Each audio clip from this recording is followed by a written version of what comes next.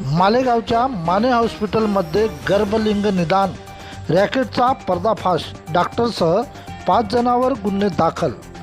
मालेगाव शहरातील 2 दशकापासून प्रख्यात असलेल्या माने हॉस्पिटल सोनोग्राफी केंद्रात सुरू असलेल्या बेकायदेशीर गर्भलिंग निदान रॅकेटचा प्रशासकीय पथकाने बनावट रुग्ण पाठवून डिस्कॉय ऑपरेशन नाट्यमयरित्या पर्दाफाश केला।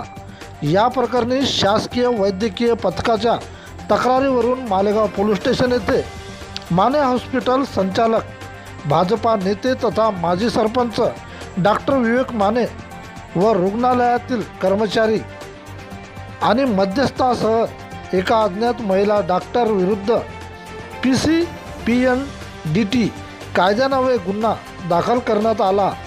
गोपनीय तक्रारीवरून ग्रामीण रुग्णालय मालेगावचे वैद्यकीय अधीक्षक doctor Suhas Devidas Wahulwe, doctor Shrikant Jadhav and Radha Narwaliya and Shubhangi Thackeray, doctor Dhananjay Chimankar, Pandurang Bhondane, Pradeep Ghule यांच्या संयुक्त पथकाने केली कार्यवाही। या पथकाने गरोदर महिला व तिच्या नातेवाईकाला बनावट रुग्ण मध्यस्थ दीपक बदर राहणार आरेगाव, जिल्हा बुलढाणा यांच्याशी संपर्क साधून रुग्ण दिनांक 23 मे रोजी सकाळी 11:30 वाजता दवाखान्यात दाखल केला।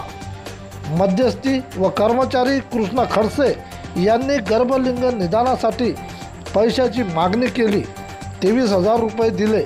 त्यानंतर रुग्णालयातील दुसरा कर्मचारी गजानन वानखडे याने रुग्णालया कॅबिनमध्ये नेले।